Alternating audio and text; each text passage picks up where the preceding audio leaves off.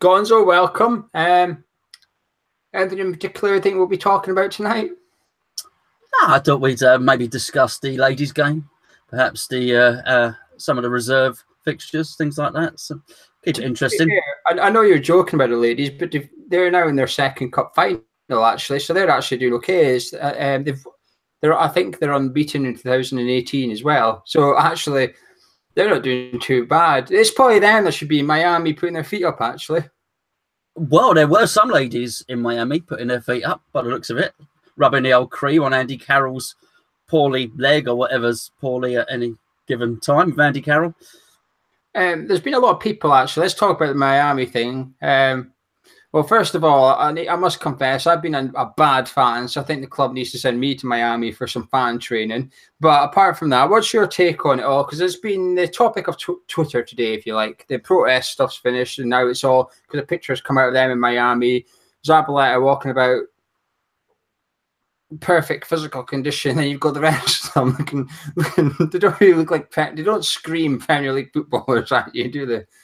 No, and neither do I, Geo. To be perfectly frank, I would, I'm a lot more aligned to actually. There was some guy in the side of the picture. I don't know if you saw him. I think he was with the group, and someone like, which player's that? I didn't realise Benny McCarthy had come back and started playing for West Ham again. My take on it: there's a lot to be outraged about at West Ham at the moment. There's a lot to be angry about. There's a lot to discuss, and I just wonder if we're so set in the mindset of finding something to be annoyed about that we look at that. We needed to do something. Moyes needed to do something, and he probably needed to do something different. Do they deserve a jolly up in Miami and loads of ice creams and a lap dance? Probably not, but they probably do need to get away from Rush Green. They probably do need to get away from their regular surroundings, and if it kicks them into shape or it just jars them enough that they're fresh for Southampton, who are going to be buoyed with a new manager, we think, then you know what, you've got to roll the dice. That's what I'm saying, and he's rolled the dice. This is where you can only judge with hindsight. We beat Southampton, brilliant, great work, fantastic, well done, whoever decided that. We get beat by Southampton. Who arranged that? That's shocking. You can't be going away. It's only going to be hindsight. But today, I'm not really that fussed by it. And I just hope there's almost like a gadget ban, to be honest. I actually hope when they got to Miami, they took all their phones and whatever off them and said, right, that's it. 5 days, you're over here. Because back in England, every journalist under the sun's writing about West Ham right now. We don't want you reading it. You stay here, stay focused. And they maybe do need to go back and recharge their batteries and sort of team bonding, if you like. It almost feels like they could do with that. But it's just a bit ill-timed, and the fans are a bit raw just now. So understandably, it's not going down well with a lot of fans. The fact that the pictures that have come out, they're all in their sun loungers, etc. We might as well move on to the main topic already, will we? Saturday just passed, and it's not the result. Yeah, but within that main topic, there are several subtopics, aren't there? Really? So it's such a broad subject. Where do we start? Where do you want to start? Well, on Saturday when we did the review, we were sort of quite shocked. Well, maybe a little bit shocked. We were stunned. We were stunned. But you need time to take it in. We've had time now.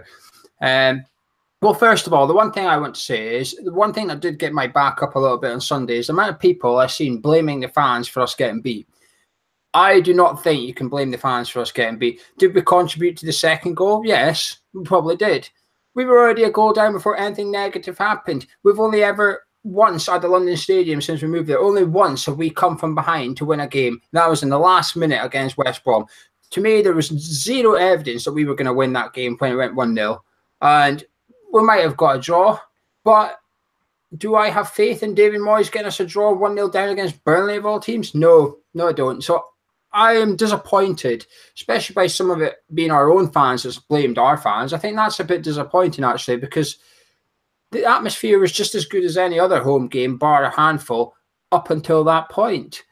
And I'll tell you something. I don't think it would have got that worse if Mark Noble hadn't touched the fan. I think Yeah. Mark Noble reacting like that is cause it to be even bigger. I think it probably encouraged more people. If Mark Noble turned his back and just left him, now I know Noble said if someone comes for me, I've got a right to protect myself. True, but the fan didn't go for you, Noble. If you watch the footage, fan's about 5 yards away from you, running towards the stand, and you went for him. So you can't. It doesn't add up a little bit, and I think Noble doing that is probably shocked other people. James Collins, you can see he's watching Noble closely. That's his best mate, and Collins doesn't flinch, which is unusual because you expect Collins to jump in and pull Noble back, and Joe Hart had to do that. But blaming the fans for us getting beat, I don't agree with that at all. I don't think our fans are to blame. David Moyes' lack of substitution and lack of tactical awareness when Sean Dyche is getting one up on him is to blame for us getting beat. Yeah, and I think, to be fair, the amount of times we've let in 3 and 4 goals this season is totally reflective. If that's the way you're going to look at it, it was the fans' fault. Well, what about all the others? That's just not. It's just not true. I think things could have been handled better. I make you right about Mark Noble, and I don't particularly want to criticise him. I hope he doesn't get a ban. I would hope the fan that run the pitch wouldn't get a ban. I don't see anyone banned, but I think Mark, he was. I wonder how long he was going to let it go for, because he sort of wrestled the guy to the ground, and then he sort of tried to pick him up and almost throw him in the same way you'd sort of try and throw a bucket of water out. And he tried to pick him up again and throw him again. I just wonder how long he was going to try and carry on throwing that fan to the edge of the pitch. And he was lucky Joe Hart was there. It was, well, that was Joe Hart's best save and only save of the season. I think he showed a deft-handedness. And I mean, talking about Moyes, just before we go on to the thing, I think this whole thing has really got him off the hook. It was almost classic Mourinho, you know, when Mourinho will say something or do something controversial to deflect away from the fact that his team have lost or been defensive or whatever the case may be. Whilst Moyes didn't instigate this, it did sort of work for him, because you got people like Jeff Stelling saying, oh, West Ham fans need to learn how to lose. It wasn't about us losing. That's not what people were annoyed about, were frustrated about. But to the outside world, that's how it looked, rather than if nobody had gone on the pitch or anything, they would have looked and thought, hold on a second, what's going on with the West Ham team, the players and the management? I think that's how it looked to people that don't research. I've seen a lot of journalists now starting to dig a little bit and ask fans, why, what's going on here? Oh, okay. And they've started to dig a bit. And I've seen a lot of big journalists come out and actually, while they're not saying, yes, you're entitled to run on the pitch, what they are saying is, I can actually understand why you're protesting a bit here. We get it now a little bit. What did you make of the, on its own, the Mark Noble? Was Noble right or was Noble wrong, in your opinion? He was wrong and the fan was wrong, but I just think there's enough mitigating circumstances to the pair of them to say, well, look, you're both naughty. These are exceptional circumstances at West Ham at the moment. Mark, don't do it again. Or you, Mr. Fan, take the rest of the season off and come back next season if you want to in a bit better, you know, in a bit better of a mood, and don't ever come on the pitch again. I think there's ways of handling it. They were both at fault.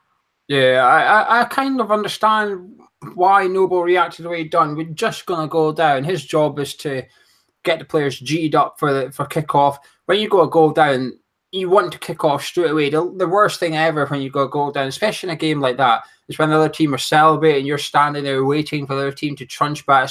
It's even more so when it's on the other side of the pitch. So the Burnley players have got to go up over half the pitch to get into position. So he's there G'ing up his players, etc., under pressure. And then this fan comes running along. And that fan was on the pitch for a very long time before there was no stewarding. I think that's probably contributed to Noble kicking off a bit, because once he threw him and you could see that bloke finally come on the pitch, you could see Noble saying to him, where the hell have you been? You know, this guy's been on the pitch running about. And while it was just a fan, I think the fan was totally harmless. All he had was a little banner. I don't think he was going to go touch anybody. It does show that if something serious was to happen at London Stadium, we are seriously ill prepared for it in terms of security and stuff. That, like I said to you on Saturday on the review, that was my most concerning thing, that the lack of staff and the lack of awareness and knowledge, etc. But the Noble thing, I kind of understand where he's coming from, and I know you do as well, because you're saying you don't want him punished, don't want the fans punished. But it does sound like West Ham have said they're going to hand out a lifetime ban for the fans that entered the field of play. Do you think that's a little bit? Do you think they have to do that, take the tough stance, so that if anyone's thinking about it, Southampton, don't bother because this is what's going to happen? Or do you think they need to sort of take a step back and go, actually, emotions were high, everyone's messed up here, slap on the wrist for you? Well, that's what I would like to see. I think anybody that's considering running on the pitch is probably so annoyed and frustrated with West Ham that they're possibly considering not going ever again while those lot remain in charge anyway. So I think the threat of saying you're not going to be here anymore, I don't know how much weight that carries. I just think sometimes, to be a little bit forgiving probably just shows a little bit more class. To say that whether they have to do it under the rules of, I don't know, but we've seen plenty of instances where people have gone on the pitch, even relatively recently. I think Wigan went on the pitch, didn't they? Were they goaded in Manchester City or something? Did they ban all of those? I think you had to take it into account that Manchester City are a world-class club. Wigan a little club with had successive relegations, and you take it as mitigating circumstances. All right, they were a bit excited, and I think you've got to take this into account. They've got to be careful, the board, with waving this heavy stick around at everybody, because the fans are already far more alienated than the board would like. And if they go too far, they better watch out. But it may well be the letter of the law that they have to. This is one the club can't win, in my opinion, because I know, and everyone else that goes to football knows if you go on the football pitch, you're getting a lifetime ban from football, from grounds in England. It's just happening. It's standard. Okay, now I know what you're saying about Wigan, but I think there's slightly different circumstances to that. So the club don't ban him, give him a lifetime ban. It sort of opens up to other fans running on in future, and if they go, well, lifetime ban, they go, hang on a minute, you just gave that guy, a half a season ban, so I'm going to get half a season as well. Thank you very much. But like you said, if they start the lifetime bans, I think is one thing. The thing I hope the club don't do, and this is where they really are going to open up a can of worms, is when Bubbles spoke to the Daily Mail. For you that don't know, Bubbles is the guy that came on with the flag, and he said that the police basically told them that the club get a fine. They're going after the people that went on the pitch and getting them to pay the fine. I hope that's something the club do not do. I think that is a mistake. If it's a £30,000 fine or 50,000, I hope the club just take that. If they pass on to anyone, pass on to the LLDC or whoever for their crap stewarding and say, this is your fault. You're stewarding. This is your bill. Thank you very much. I just hope they don't pass it on to the fan base, because I think that's a mistake. And I think that is what will get a lot of people backs up, especially as the guy with the flag, Bubbles, is very well known, goes to loads and loads. He goes to every home and away game as well. He's a very popular fan. I think if you're going to go for someone like that, there's going to be a backlash. And if people are standing up against the board, there's soon going to be people standing up for Bubbles as well as against the board. And you do not want to just chuck fuel on the fire. And I think that's what they'll be doing if they start dragging them to court with all these financial threats. I think that's the worrying thing for me that could come of this. But the club released a thing today as well saying that, talk of throwing missiles. The one thing I will say, have you seen any footage at all of a coin being thrown? No. There's been no footage. I've not seen anything. Not only have I not seen any footage of an actual coin being thrown, I've not seen any footage of someone with a cut or anything like that. And yeah, so I do wonder. But I mean, I don't really believe it. I think Trevor Brooking might have alluded to the fact that there might have been something for him, and I don't think Trevor would lie, but I can't remember his exact comments, so I don't want to pin a comment to him that he didn't make, sort of thing. Well, he basically said, "Oh, Sullivan was struck by a coin. I've had it confirmed, but I didn't see it." Oh. So basically, someone told him that Sullivan got hit, but he's saying, I didn't see it. Sullivan told him. It's that old classic, and it's what we all say. Apparently, allegedly, I've been told, but I'm not. I don't know for sure myself. That's what everybody said. He's got one of those fake cuts from a Christmas cracker, already. Sully put it on there. Yeah, I know. I mean, there was stuff thrown. I know programs were chucked and stuff, but for the coin, this day and age, I've seen loads of footage of fans singing, etc., but I've yet to see footage of a coin as such. But we'll see. We've not heard the end of this. The FA still haven't made their punishment to us. What are you expecting to happen? Nothing. A small fine. I don't expect anything big to happen at all. I think it's a story. I think it's a big story, massive story for the press until, you know, Jamie Carragher did what he did. We were the biggest show in town, really, weren't we? So I just don't think they will.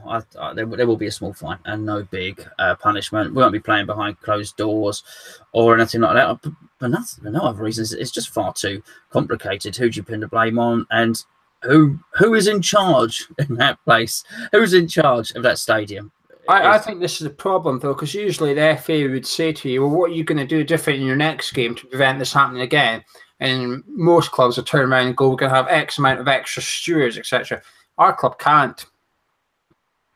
West Ham cannot say anything like that. I think this is where the problem comes. This is probably why we've got the threat of buying. I think I agree with you. I think it'll be a fine. I think it'll be tens of thousands, but not a monstrous fine for a Premier League club. But I think this is why there is maybe a little bit of weight to the threat for us compared to other Premier League clubs, because they can say we're going to have an extra 200 stewarding. The problems where well, to be fair, come from all different areas of the ground. But you'd be able to say where the people come from, we're going to have extra stewarding in that area, and the FA could probably go, fine, sorted. You know, here's your fine. We're watching this. If it happens again, then you get. But West Ham, they're going to go, well, we're going to liaise with LLDC. We're going to try and get them to. And I know the club have got they had a meeting on Monday and they've got one tomorrow, which is Thursday, a supporters advisory group or whatever, safety advisory group with the police and stuff. But our hands are tied quite a lot when it comes to stuff like this, because you sign a cheap deal, you're going to get a cheap service, and that's what we got on Saturday. It wasn't safe. But my thing that irritates me, Gonzo, is fans have been saying this since we moved in. Since we moved in, fans said, that stewarding's not good enough. And it's got ignored and ignored. Now, I thought it was getting better, but actually, I don't think it did. I think the fans just stopped. I think there was nothing to steward, if you know what I mean. There was just nothing. Then the first time we see something, they're hopeless. They were hopeless on Saturday. There's people on the pitch for minutes before anyone went near them. There was stuff happening in the crowd beside me. There was 2 or 3 stewards in there on their radio, and you could see them looking over their shoulder thinking, is anyone coming to help? Nobody come. The fans have to sort it out themselves, which is fine, but it's not how you should be relying on. It's no longer, you know, we've seen kids crying. I've seen a few people say, I'm not taking my kid to the Southampton game now. And this is repercussions of the club burying their head in the sand 18 months ago when we all said, the stewarding's not right. You need to get that fixed. They ain't got it fixed. Then the board are finally on the end of it, and they think, oh, hang on, we need the stewarding fixed. David Sullivan straight away said, start blaming the staff. Well, it's fine now. Now you're affected, David. We'll get it sorted, but stuff the 57,000 of you that's been dealing with this since day one. That is what's pissing me off about this, Gonzo. Well, I mean, the thing is, it's not a case of just throwing more numbers at it. Even if they were to be able to perhaps appease the FA or the Premier League or whoever by saying, we'll put some more stewards. There are plenty of stewards. There are too many stewards. You walk out that station and you're confronted by an army, a small army of stewards. There are over 1,000 stewards. I believe it might be something close to 1,100. And you go through the security checks. Got to have security checks in these sort of heightened days of national security and whatnot. You've got to have good security checks. But I walked through there with Mike, who's, oh, I'm sorry, Mike, you've got a girl's umbrella, okay? I walked through the security, and it took 4 people to decide that Mike could come through with his lady's umbrella, okay? And then you get in, and there's still loads and loads of stewards. They are all over the place. Yet, you go and take your seat, and there are none to be seen in the places that would keep the fans secure and keep the players secure. That is not a safe environment. It's very, very unsafe. It's dangerous. There was a scuffle that broke out after the fans congregated, which we'll speak about in a minute. There was a scuffle that broke out on our level. And I thought to myself, if that comes down any lower, then people are in real danger, because we don't have the little trampoline sections under where my seat is. So if you fall down, you're brown bread. You really are. You're gone. It's as simple as that. You will not survive that fall. You're just falling onto basically concrete scaffolding. You're gone. And I thought, if that cut only had to escalate another 5 meters, some people fall down the stairs, and there would have been fatalities. So from that point of view, that just wasn't safe. And when somebody says they're not going to bring their kid to Southampton, well, I'm the same. I'm not. In fact, I've told my 2 kids that actually they're not going to any remaining games this season, because whilst you might think that, you might hope that maybe people have got it out of their system and the stadium will be safer for the next game because they've got 3 weeks to sort it out and the stewarding will be better. I have no faith in that at all. I think all that stuff could just happen all over again. And I wouldn't blame anybody for not wanting to take their child to an environment that's not safe. My phone was going straight away. People watching it on telly. My wife was calling. I didn't see all the missed calls until afterwards. And people just want to know, are you there? What side of the stadium we're on? Are you safe? And that's how it looked to the outside world. Well, let's start wrapping this part up. But do you agree with the protests that happened on Saturday? You've got 2 different protests. You've got the pitch invasion. They call it pitch invasion. It's 4 blokes that ran on the pitch. It's not a pitch invasion. And then you've got what happened under the director's box, where, I don't know, 500 fans maybe congregated and sang songs at the board and got them to leave early.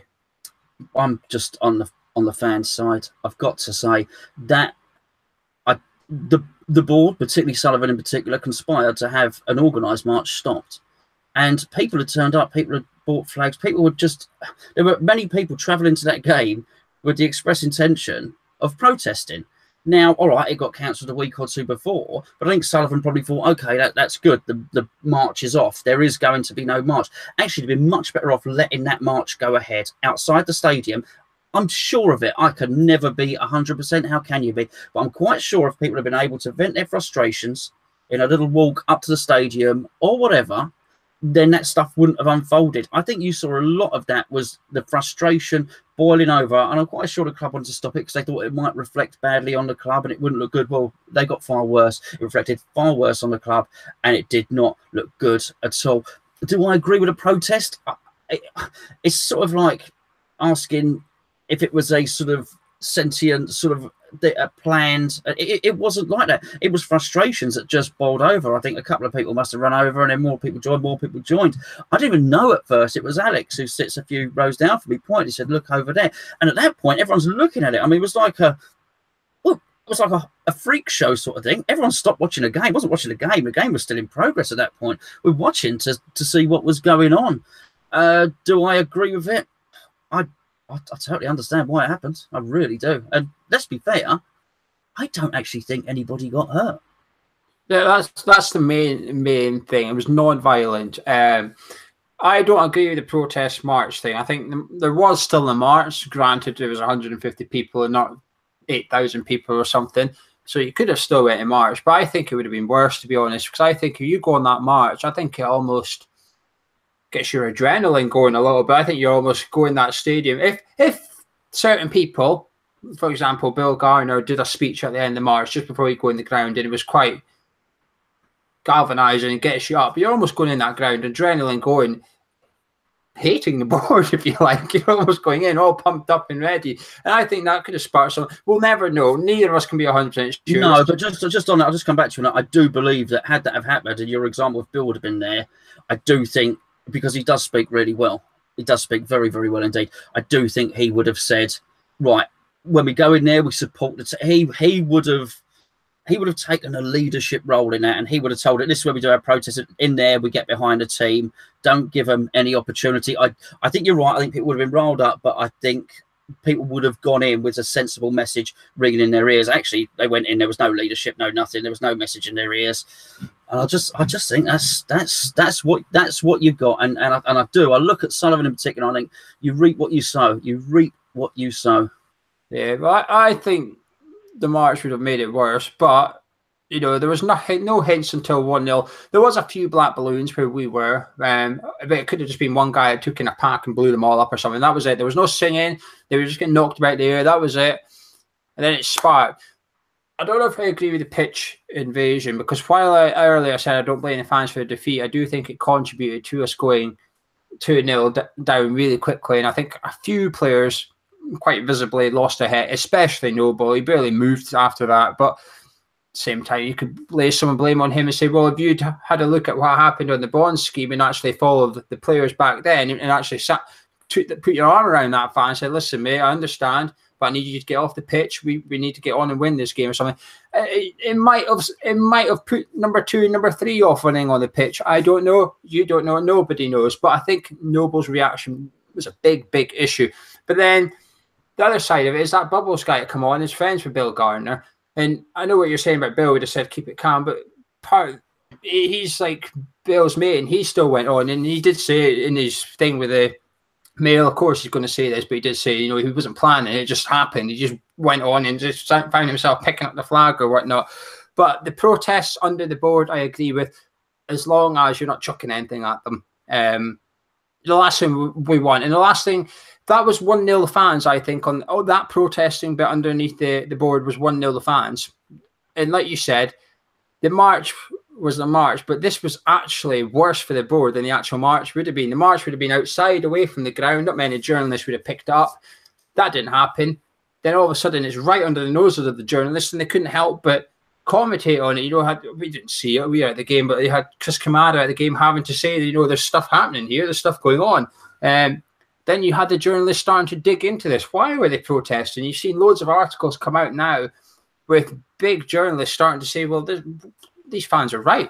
Mario Melchior earlier came out today, ex-Birmingham player, said, I've played under this board. I understand why they're protesting, or something along that lines.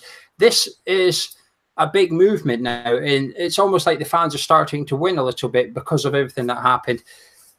The protest under it, fine, as long as it's non-violent, and that would have been very, very uncomfortable for them on Saturday. Now, going by what people have said, Brady left pretty quick, goal left a little later, but Sullivan really did not want to go and had to almost be pulled out his chair by his son and as a security to get him out. But that would have been very uncomfortable, and it's going to wake them up. And they've got two options: either bury their head in the sand and think it won't happen at Southampton. They'll probably beef up on security. I wouldn't be surprised if we see. Remember that snatch squad from last season that turned up in 125 after they broke up 114 and put them in 125. The men in black, yeah. That squad turned up, no ID, dressed like this actually. went down and tried to pull. I wouldn't be surprised to see a few of them around the director's box. I wouldn't be surprised. See, do you know the funny thing in all this though? I can't help but laugh. The stadium's come back to bite them on the arse big time on Saturday, because Upton Park you couldn't go around. Yeah. But this stadium, we can all go around it. So that bit them on the arse. And two, the stadium is so crap, they couldn't. Surely the bravest thing to do would be to get stewards down underneath director's box on the concourse, stop people getting up that weren't meant to be sitting there. They just don't have the staff to do it. So that thing's really come back to haunt them on Saturday and worked in the fans' favour. But enough of that. Is there anything you'd like to add on the protest front before we move on? Yeah, just something I said on Twitter on Sunday, I think it was, and that was, it's a couple of other people picked up on it as well, and it was, if they need to not be there for the remaining games.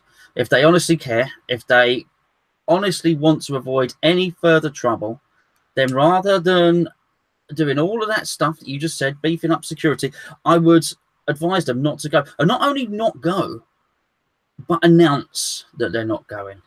People won't even make the journey. I'm telling you, if people think it's Trevor Brooking and John Watson up there, people will not go around there. There's only one reason why they would continue and to go, and that is just pure stubbornness and pure ego.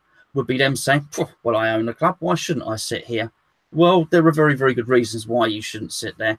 And actually, it would be putting ego ahead of legitimate concerns for the club and any further punishments. Because whilst I think we might just get a ban this time, if there's stuff like that going on between now and the end of the season, there'll be points deductions. I've no doubt about that. There's one way that they could avoid that, and that would be not attend. Is it ideal? No, but as I said, you reap what you sow. From the moment in that they started saying that things would be bigger and better if we moved from Upton Park. I have to agree with that. I hope they do stay away, and like you said, announce it. Do you know something? Even if they want to turn up and stay in their little room, but just tell people they're not coming, but actually come to the game, stay in that room. Don't not take your seat, just stay in that room and don't let people know you are there. So you can still mingle with your guests or whatever, etc. And you can say to those lot, the posh people, as they can see that you've turned up and you're not scared. But tell the fans you ain't coming, because I think, to be fair, against Southampton, I think a lot of people will get behind the team. But the problem is if we go down again, what's to stop it all happening again? Southampton have just sat the manager. It looks like they get Mark Hughes to spark them into form. Pun intended, by the way. But it's going to be tough, but we've got a lot of questions to get through. A few on Twitter earlier. We're not going to be discussing formation questions for the Southampton game. We're going to keep that for the preview in a couple of weeks. But Gonzo, just quickly, the accounts come out. Were you intrigued by them? No, I wasn't intrigued by them. There was nothing surprising in them at all. Do you know what? I'd been surprised if it turned out that I'd read the accounts and found out actually we'd spent a load of money on some really good players. The owners had invested loads more, and we were actually running at a loss because of how much we were paying everybody. Then I would have been surprised. To be surprised that we'd turned a profit, the owners had taken 10 or 12 million out, that we'd not earned very much from the sale of Upton Park, and it really financially probably wasn't worth moving in the first place. None of it was a surprise. Yeah. Sorry, right. The rumours today, Gonzo, do you believe this? Rumours in I think it was a Telegraph saying they were going to employ a director of football in the summer. Are you thinking, fantastic, at last, brilliant, the protest has almost got him thinking a little bit, thinking he needs to step back? Or do you think, bollocks, you're not going to do that, you're just saying that to get everyone to shut up for the next 5 home games, and then you're just going to continue what you're doing in the summer knowing that there's no games for us to protest that? Well, look, I mean, Sullivan's, what, 67, maybe?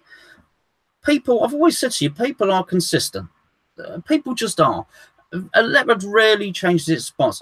Sullivan has successfully manipulated the West Ham fan base for a long period of time. He successfully manipulated the Birmingham fan base. Why would he suddenly now start telling the truth? Well, I just don't get why that would be. He may well intend to employ a director of football on the outside, but does he really want to? Probably not. Does he want to relinquish power? No. Why would he? He's a go-get businessman. He, as I said on numerous occasions, if that was what he was like, he would have stopped when he had 10 million quid at the yacht, at the house by the beach, and that would have been it. He would have lived out the rest of his days having a jolly nice time. By his own admission, he's a workaholic, and that's why he went from 100 to 200 to 500 million to $1 billion. He's going to carry. Why would he relinquish any power whatsoever? It's what he does. He might get a stooge of some description, but who is going to want to come in and work for him anyway? And that is without saying that there's two different sets of people. You'd be looking at one set of people in terms of the job of director of football if you're in the Premier League. That's a whole different category of people if you're looking to recruit for the Championship. So I don't know how you'd even begin that process anyway. Yeah, the problem is I don't believe it, though. I just don't believe it, because why has it, if you're genuinely going to, why has it taken for 500 fans to congregate under your director's box chanting songs about you for you to do this? You know, you've done the summer transfer window, the January transfer. I mean, you could go back the last season as well, but let's just take this season. You've messed it up, but yet you still don't think you need a director of football. But yet when 500 fans chant about you, you think, oh, I better go get it. I just don't believe it. And if one does come in, there's going to be... This is how much we don't trust the board anymore. This is how much we don't trust David Sullivan anymore. And that is, if you do somehow get one in, I would guess that he's going to oversee the scouting in this new scouting system we're going to have. But I would guess that's where it ends. He then passes the name to David Sullivan. His responsibility, again, a director of football is very well, but what is that director of football's responsibility? And that's my problem here. Is he going to be negotiating, or is it still going to be Sullivan? Because identifying players hasn't been the problem at West Ham. It's negotiating for them. You know, Dendoncker, brilliant. Whoever scouted that, sounds good. I don't know. I've never seen him play, but he sounds like a good prospect. Well sought after. That wasn't the problem. The problem is the person to go sign him couldn't do his job, and that's you, David Sullivan. But let's get on with the questions. Just before we do, we're now on iTunes. So if you're listening to this on iTunes, hello. Hello. You can get on youtube.com/Hammers Chat a couple of days earlier, but we've also got a podcast up on iTunes and iTunes only. Myself, Mike, Charlie, and Bez had a chat the other day about Hammer of the Year and crappiest, well, we called it most disappointing player of the year, but it's pretty much the crappiest player of the year. So if you want to listen to us for, the link is in the description. Make sure you subscribe to the iTunes channel as well. But moving on to the questions from Twitter, at Ricey63, Dave says, what's your thoughts on boycotting? Have you seen this, Gonzo? Some fans are saying we should boycott the Manchester City game. What's your thoughts on that? Yeah, it's a little bit difficult for me, Dave, because I'm not sure I'll be able to make it anyway. So I could make some big gesture about saying, yeah, I'm going to boycott anybody. But the truth of the matter is my daughter's got gym club, so I don't. And my wife's working, so that's what I've got to do. The premise of doing it, though, I just don't think they're listening. I don't think it matters. I think that they think it's all us and nothing to do with them. And I think you could boycott 5 or 6 games, and I still think they would think the problem is us. I think they believe that as a fan base we're easily fooled. And I don't just mean now. I just mean over the whole sort of lineage of their ownership. They have thought that we are something to be manipulated and fooled. And I don't think this would be any different. I think they take us for absolute mugs, and it would be spun in such a way that we looked idiots. I'm not sure how much good it would do. I don't believe in boycotting the football. I've never believed in it, purely because this board know how to spin stuff. They're very, very good at spinning stuff in the media. Give them credit for that. And if we don't turn up to the Man City game, which is currently on a Sunday, may still be moved. If it's on that Sunday, the board will say they're protesting against Sky moving games. That's what they will literally blame it on Sky TV moving games. That's why they're protesting. And they'll probably point to the fact that we're playing Stoke on Monday night as well and say that's the other game they're not happy with. They're not happy with Sky. The problem is, for me, I don't think turning up will ever have. You could probably not turn up to all 38 games. It won't care with them. They've got 52,000 people pay for their season ticket up front. They've got 52,000 tickets paid for like that before the ball's even kicked. You want to add in the away fans as well. It's sometimes as high as 55,000 out of the 57,000 tickets sold like that. They don't care if you turn up or not. They've got your money. The way to hurt this board, if you wish to, is in the media. And that's why I think they'll be licking their wounds massively after the weekend, because they got shown up in the media big time. And even their mates, Mr. Jim White, especially him, even their mates in the media are now struggling. Jim White struggled massively on Talksport the other day. Danny Murphy and Bobby Mills shot him down and basically, no, you're wrong about this. People were calling in and he had to cut them. Yeah, you had to cut off Talksport's own employee, Moose, Ian Abrahams. He had to cut him off because he was sticking up for the fans. People are turning now in the media, and that is how you hurt the board. So if people boycott the Man City game, credit to them, just like I'll also say credit to the people that protested against the board on Saturday. Massive respect to them, massive respect to them. I just don't think it'll make a big bit of difference. Like Shahir Enyat says, Hammer of the Year, would it be Arnautovic? Oh, that's this is his player. Arnautovic is his. Yeah, Shahir, I guess so. It's been so weird to have a football question thrown in there, isn't it, really? With everything that's gone on, you almost forget we're a football team.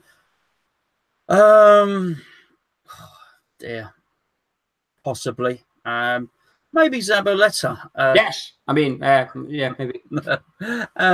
It'd be in the top 3, certainly. I'm not going to say who I think, although I might give it away. I think because it's on the podcast. I want you to go listen to the podcast. Go download that podcast and you can have a listen as to who I think. But to be fair, I actually argue with someone that picked Arnautovic. So if you want to know why I'm not going for Arnautovic, you can go find out. And we all picked one player as our second choice. And it might be a surprise, actually. It made us all think maybe that guy actually should be Hammer of the Year, because nobody picked the same player for first choice, but we all picked the same player for runner-up. Interesting. Everybody chose Chiate. Come on, I want to go one show without having to criticise him. Let me do one show without having to criticise Kai, please. Don't do this to me. Stop it. Right, Kai Deep Pro says, is a lack of transfer spending so we can buy the stadium? It's a really good theory. I think there's a lot in it. I think the deal was structured in such a way that it would cripple the stadium management company. And I think that's what it's all about. I think we're tying them in knots financially, tying them in knots legally. And we're just trying to force their hands through some pretty shady means. At the same time as putting out promotional videos saying we respect the legacy of the Olympics. And they can't both be true, of course. You can't respect the legacy of the Olympics and then just try and stitch up the stadium owners. Are they keeping money back for it? That would show some element of foresight and at least some element of ambition. I don't know. There would have to be them being banked, wouldn't it? And I'm not sure there is any money being banked. And the fact that the owners have taken 10 million out would suggest to me that there isn't some subsidiary fund where all of the profit that we should be spending on players is going into, so as we can purchase the stadium in the future. I don't think they're saving for it, but I do think that is the intention. Yeah, I agree with that. I think every West Ham fan thinks we'll own it one day, and this court case at the end of the year could be telling, because if they're found to be if they owe West Ham money, they just won't be able to afford to pay us it. So it's almost like the company that owns it's going to go bankrupt a little bit unless the government keeps funding it, which they don't want to do. There's more to come on this one. No point in going into detail on this one. At 1985, WHU says, are you worried our players would want to leave in the summer? I think this is a fair question, actually, because everybody speaks about how the players were affected on Saturday. But what about long term? Do you think any of them are thinking, well, bugger this, I'm not playing in this environment, this board, this manager, if they want to think like that? Do you think some of our main players are eyeing up a move in the summer already? Well, I'll just put a different spin on it. I think you'd be mad to want to stay. I think it must be a terrible environment to play football, particularly when you're rich, which they are, and you can have any car you want and any house you want and do anything you want. If you're good, you're gonna have your pick of the clubs. So somebody like Arnautovic, people like Lanzini, there's a lot of other players, probably Ogbonna. There's a few players in our team who don't have to play for West Ham. They will be able to go to other clubs, top flight clubs, be it in this country or another one, and earn excellent money without the hassle. And they probably might be in a relegation scrap as well. So I'd see very little incentive for any other player to want to stay at West Ham United, barring Mark Noble, who might tug on his heartstrings a little bit. But you've got to remember, these players don't think of West Ham in the way that we do. Well, they've got no affinity. They've got no love for the club. They're probably not frustrated about what's happened to the club. They're on the phone to their agent saying, can you find me another club, please? Because this is just getting absolutely silly. They probably don't enjoy playing in the system, which the manager has, tracking back all the time. Players isolated up front. Chicharito's definitely doing it. I'd imagine Arnautovic is. I'd imagine Antonio is. Ogbonna, Lanzini. I'd be amazed if a lot of these guys haven't been on the phone to their agents saying, get me a new club. I think the problem is half of them won't get the club they want because their performances are so crap. Certain players in our midfield, maybe. Just stop it. certain players in our first 11 in centre midfield, but not Noble. They're not going to be appealing to other Premier League clubs, are they? When it's one of these things, when Premier League clubs get relegated, every fan does this, including myself. I do this as well. You look at that relegated club and think, who could we get as a bargain? And for some reason, we pick players. But why? They've just got relegated. There's a reason they got relegated. Either they're not turning up, they're not good enough, or they're just very unfortunate to be that good, but the other 10 are really crap. And there's a reason that clubs go down. It's not often that there's a fire sale at that club. One or two players will get picked out. The rest of them stay in the Championship. You can go to the Sunderland team now. I don't know, but I'd imagine at least half that team played in Premier League last season. They're still in the Championship. And they're very naive to think that they're going to get a move away. But for the good ones, The only advantage West Ham have is we pay them a shed load of cash, and not every other club can afford to pay them what we can. Even Swansea with Ayew, we're struggling to get his wage demands, etc. That's the only good thing with West Ham. You'll always get a good contract at our place. Hammers fan 02380 says, what extent do you blame the fans for results? Well, we'll cover that one, so we'll move on. Clayton, will we stay up? Hello, Clayton. Sorry, I don't know why I did. Isn't that great? That's the first time we've ever done this, that we're doing it on iTunes. That's the first time I've ever done a raspberry noise into the microphone. So that's something pleasant for the listener. Clayton, I don't know. I suspect we'll cling on. I really do, but don't listen to me, because I thought we'd beat Burnley. And I've got a lot of results wrong. And every time I think we're going to turn a corner, we don't. And we just seem to get deeper and deeper into trouble. So I hope not. That's all I can say. I think we'll be okay, but purely because other teams are just crap. I think West Brom's gone.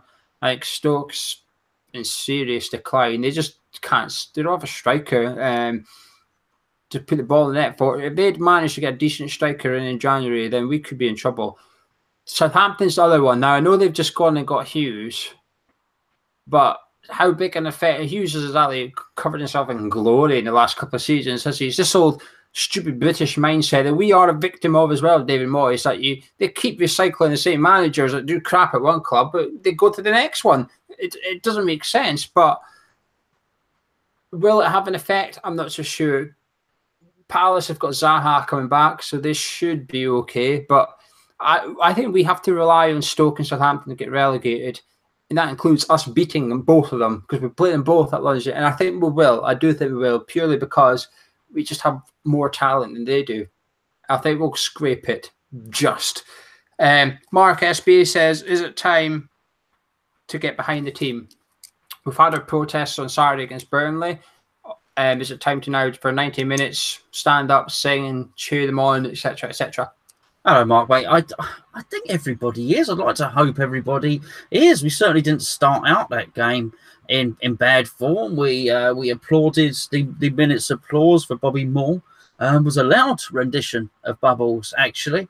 As soon as Bubbles had finished and we finished clapping, there was some big cheers, some really big cheers and big shouts. Everyone will isolate shouts to come on, you irons. I think we want to. And I think we start off by doing our part. But then comes the point where you're looking at the manager who should notice such things and say, right, they're going to be on our side for the first 5 minutes, and then they're going to be getting nervous. So we're going to really, really try and get our teeth into it and not just attack, but attack with momentum. And to be fair, I think we did attack reasonably well, but it was all in isolated pockets. So I think the fans will do their bit. But once we start cheering, I think we need to see something from the team, and I think if we just certainly get an early goal, then it will. I guess the question is, if we go a goal down, do we then sing our hearts out again? I think it's hard where we are at the moment as a club. I just think everyone's heads go down. I think the players and the fans, I think all our heads go down. That's the result of where we are.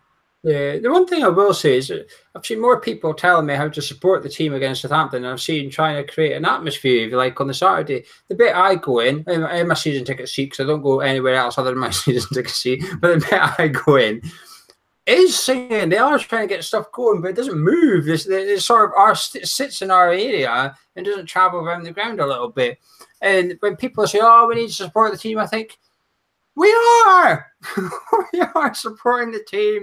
If everybody that's giving advice on supporting the team wants to come out to our area, then that would be a big help. Then because there's some people that just don't want to sing. There's some people that don't want to stand up. There's some people that can't stand up. There's some people there that don't support West Ham. We just have to, unfortunately, we're just going to have to either A, appreciate that, or B, ignore it, or C, both. But it's just loads of people are saying, support the team, support the team. Saying, we've been doing this. We've been doing it for the last 30 games. And comes against Southampton, I'm going to be doing the same as I've been doing all the season. I'm going to stand on my feet. I'm going to stay on my feet. I'm going to sing when there's songs, and when there's not songs, I'm not going to start them because of the Saxon. People are going, shut up, you tourist. Where do you support? Bournemouth. I seen a Bournemouth fan on Friday at the Burnley game, actually. Bournemouth Jack and cap on. What the blinking hell are you? Why would you come to this game of all games? Yeah. Well, when you start off that rendition of "I would walk 500 miles," they never seem to join in, do they, Gio? No, everyone was saying I would walk 500 yards to get on the pitch. But the problem is we have to accept this. There's fans out there that would rather see the board go than us stay up. It's so far gone for some people. Relegation, we've always said we're not scared of relegation. It's not like we don't mind it. We can accept it. We'll get on with it. We'll still be there in the Championship. The problem is there's some people that are happy to get relegated if they left. And that's the reality. We have to, whether you agree with them or not, you have to accept that. And there is a good chance what happened against Burnley is going to give a lot of people momentum and say, look, this is what you can do. You can go under the director's box against Southampton from the first minute. And you know something, if they do that, I actually hope that if Gold, Sullivan and Brady go away, they turn and support the team. But if they come back out again and do the songs, that's a compromise as far as I'm concerned. I always say, you lot go away. If anything, go block the car park before the game and don't let Gold, Sullivan and Brady in. So you're not allowed in here. Off you go. We're here to support the team. Off you go. I don't know. But as for supporting the team, of course we'll do it. But it's just a bit. I've been doing it all season. That's the thing. Niall says, if we go down, who do you think we should get in as manager? Niall, that is a great question. Not what they usually do, which would be Steve Bruce or Sam Allardyce or Alex McLeish. I know he's got Scotland. I know you can't get those players, but I'm saying, or David Moyes. Gio just spoke about Mark Hughes. That sort of appointment is so short-sighted and lacking in creativity. It's ridiculous.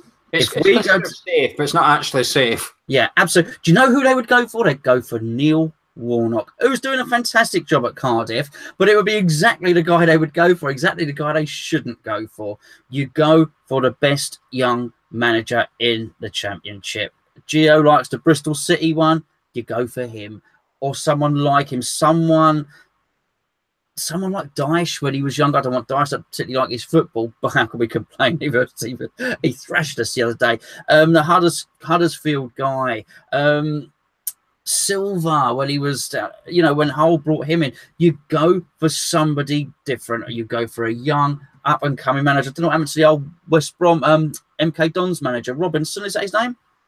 Well, he was good once upon a time. He's still good now. But you go for a young manager who's ambitious, who's got new ideas. That's what you do, and I have zero faith that they would do that. Yeah, I agree. Lee Johnson for me. The Fulham manager, I know we're linked to him with Bilic. I can't say I watch a great deal of football, but it's a great deal of Fulham. But his football gets praised. He's doing really well there, results-wise. There's a good chance both of these could come up via the playoffs. But that's who I would go for as well. Someone who knows the Championship inside out, and someone who will not compromise football in order to get results. At the end of the day, if we go down, we're still going to have a 57,000 seater. And the only way you're going to have a chance of filling that is if we're playing good, winning football. Good football. We don't want to see people won't turn up. The fair weather fans, you want to call them that, won't turn up if it's long ball football and winning 1-0. They just won't. But we're playing nice football on the deck. We're seeing some of the youth team come through. It might get people in. It might get people into the ground. You just never know.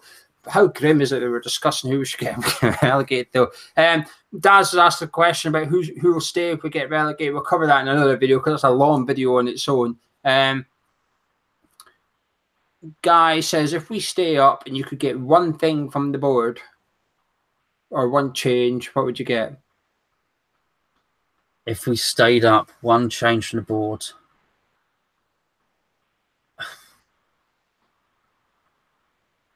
I think, as much as I'd like to say some seats and I'd like to say some investment in transfer fees, but actually our wage bill's quite high. So I just think our signings have been poor. The management, the planning. We've discussed Chicharito before, how our top earner's somebody that doesn't really fit in anyone's plans.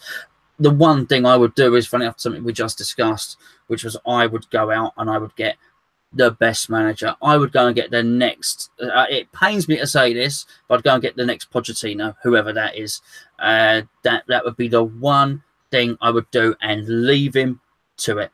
He brings his own scouts, he brings his own team, and the owners take nothing more to do with it, and you just give him a decent budget and let him keep the 7th highest wage bill in the league, or whatever it might be. I don't know what it is, by the way. And let's see, and say, look, you can have a couple of players on 100 grand, couple of players on 80 grand, and then let's see what a good manager can do with that. Yeah, mine would be the director of football role. Someone to get a budget from Sullivan, then that's all Sullivan does. He says, you've got this much to spend on transfers, this much to spend on wages and agent fees, etc. There you are. See you at the end of the window. And that guy goes to the man and says, what are you wanting? Well, for example, I need a right winger that's really quick, got a bit of skill, but he's also a bit strong, etc. Is that your priority? Yes, brilliant. Then director of football uses the scouts and says, right, this is what we need. This is your criteria. It's almost like going on to a website and clicking filter. What you want in paste, that, who have we got? All right, okay. It's almost like that in a way.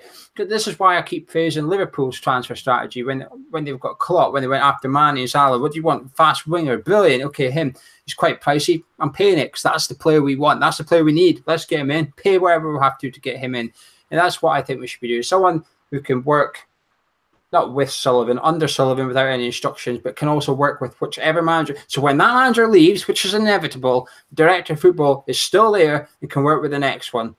That's what's important. I think we need some sort of long-term planning and something. When you look at Bilic and Moyes, there's nothing the same anymore. The backroom staff's been ripped out completely by both of them. There needs to be something there that's familiar. The players must be thinking, what the hell is going on here? There has to be something that's constant. And that, for me, should be the director of football. Connor, we'll take this as the last question. We're running out of time. Connor's question is David Moyes a long-term option? Oh, Connor, no. How can he be? There's just no way that he can produce enough attacking football to fill a 57,000-seater stadium on a regular basis. I just don't think he ever can. This style of football he has is the same style of football he has had for quite a while. He's not going to change. And just going forward, we have to look to do something different. You're meant to enjoy football, Connor. You're meant to look forward to go into the games. And I sort of turn up looking forward to before the game, looking forward to after the game, because I have a laugh with me mates. But I sort of look on it with a bit of dread, the game itself. I don't think I'm going to be entertained. I don't think I'm going to see wonderful goals. The area in the stadium, the end of the stadium that I'm in, we barely ever see a West Ham goal. We just rarely see West Ham score a goal. In the goal, if you watch any of my vlogs, the goal that's underneath me, West Ham don't score in that goal. That's ridiculous. That's our home ground. Can we please just have an attacking manager going forward and we can score some goals, particularly in that one in front of me, if you please? The one thing I will say is when Moyes come, we were never convinced, but we sort of thought, we'll give him a chance, as we will anyone. But I have to say, if he keeps playing the way he is playing, I think I'm going to have blood pissing out my eyes at some point soon. It's that painful to watch. It's just, the thing is, when he come in and we won the first game or so, when we looked all right for the first 3 or 4 games, and you thought, all right, okay, hang on. Football's not the best, but we're looking organised. We're looking a little bit fitter. And what we used to think was Moyes' tactics, Moyes tactically was good. He's just been outwitted by Sean Dyche, Carvajal. He's been outsmarted by half the Premier League since then. You know, managers have a lifetime before the game catches up with them, okay? You have to get a manager 2 steps ahead. But eventually, we've seen it. Mourinho's seen it at the moment. Yeah. Over at Arsenal, classic example. They bring in a manager that's 2 steps ahead of the game, and he stays 2 steps ahead. But eventually, he becomes 1 step behind, 2 steps behind. And the key is knowing when that point is and sort of cutting him off a little bit and going and getting the next guy in. It's almost like Fergie felt the game was catching up with him a little bit, and he thought, you know what, I've struggled in the last couple of seasons, but I've just got the job done. Game's catching up. I'm out of here. But that's why he used to change his assistant manager all the time, Fergie, because he used to use his assistant manager. When the game caught up with the assistant manager, he used to boot him out and get another guy in who was 2 steps ahead. That is what Fergie used to do. That's why he had a long-term thing. I just think with Moyes, Hughes, Allardyce, the game's caught up with them. There's no long ball manager succeeding in Premier League football anymore. Hughes, that's why Tony Pulis is down in the Championship. Sam Allardyce is struggling at Everton with very, very good players. Moyes are struggling. These are the dinosaurs of Premier League football these days, and they're getting caught out. And for me, long term, is David Moyes the option? No, but if Moyes stays, he's got to be given a long term deal, because we have to start building proper foundations, first floor, second floor, etc., rather than just having a manager who gets a short-term deal, then Sullivan spends the rest of his contract undermining him and saying, we might keep him, we might not, we're waiting to see. Well, fuck off, just back your manager and tell him he's safe, etc. But anyway, for Moyes, for me, no, but I almost feel like he deserves the summer, if you like. But going by what I've seen so far, his football, I still think he got off with it in the transfer window. I still think he is lucky we've got David Sullivan, because if we had a decent director of football or whatever, and we had that transfer window because of Dithering David, he's called, Moyes would have got it. But Moyes got off with that transfer window because of David Sullivan. The irony is David Sullivan was actually a scapegoat for once, and that was a scapegoat for Dithering Dave, who a week before the window shut was at Stamford Bridge turning his nose up at James Maddison and Batshuayi while Stuart Pearce was away to watch Dendoncker play in midfield when he's actually been playing centre-back the last few games. Moyes was lucky in January, and he's getting found out now with his football. But Gonzo, is there anything else you want to quickly discuss before we bail? No. Just please do stay tuned. We've got loads of videos coming out on both of our channels, which are below. When I say below, I don't mean under my chair, by the way. I do mean if you look under the video, there's links there. You can click on them. There's all sorts of exciting stuff. Also, don't forget to take a look at our app. We got an excellent app. We got videos. We got forums. We got everything. Everything is all on the app. It's called West Ham app. Look for the Hammers Chat badge. You'll find it all on there. And jump over on the forum and come and have an argument with myself and Geo if you disagree with anything we've said. If you're new to the YouTube channel, make sure you subscribe, drop a like on it. And if you're on iTunes, make sure you subscribe to that as well. We're going to have all our cups of teas going on to the iTunes. So if you're watching this on YouTube, you can still download it, because a lot of people complain and say, can you please put that up, because it's an hour long. And if I'm listening to it on my phone, I can't come off the YouTube app because the YouTube app's stupid and still not up to date for some reason, etc. So we've done that. We've listened to you. We're putting podcasts up, and we're going to try and have some sort of podcast only content. So you won't hear it on a video. You only get it on podcast. So we've got our first one up tonight. Go have a look. But thank you very much for your support so far. But goodbye from Gonzo. See you next time. And our next video will be up tomorrow night, which is Let's Discuss David Moyes. Can imagine how that went down.